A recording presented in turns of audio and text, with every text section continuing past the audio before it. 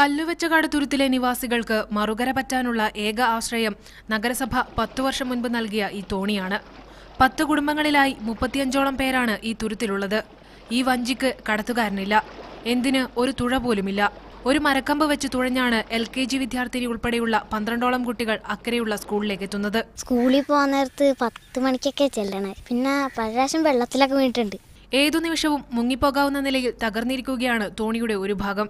പുതിയ കടത്തുതോണി നൽകുമെന്ന് നഗരസഭ അറിയിച്ചെങ്കിലും ഇതുവരെ കിട്ടിയിട്ടില്ലെന്ന് ഇവർ പറയുന്നു. ഇവിടെ ഈ MLA എന്ന് പറഞ്ഞാൽ ബാബു നമ്മളിപ്പോൾ മന്ത്രിയാണല്ലോ. ഈ വാർഡിലേക്ക് തിരിഞ്ഞു നോക്കി ഇവിടുത്തെ സൗകര്യം മനുഷ്യന്റെ അങ്ങോട്ടുള്ള പോക്കുള്ള സൗകര്യത്തിന് വേണ്ടി ഒരു തൊഴിലും ചെയ്തിട്ടില്ല. മക്കൾ മറുകര എത്തുന്നതുവരെ അമ്മമാർ ഇവിടെ ആധിയോടെ കാവലിരിക്കും. വൈകുന്നേരവും ഇത് ആവർത്തിക്കും. നിരവധി തവണ കുട്ടികൾ പുഴയിൽ വീണ് അപകടമുണ്ടായിട്ടുണ്ടെന്നും ഇവർ ഓർക്കുന്നു. ഇങ്ങോട്ട് എത്തുമെന്നുള്ള പേടി ഞങ്ങൾക്ക്. അത്രക്ക് ഇതിലെ കാറ്റ് വന്ന വഞ്ചി കിട്ടൂല. ഇങ്ങോട്ട് വരില്ല, അങ്ങോട്ടേക്കാ പോണം വഞ്ചി. പാലം ലഭിക്കുമെന്ന വലിയ പ്രതീക്ഷ ഇവർ കൈവിട്ടിട്ട് കാലങ്ങളായി.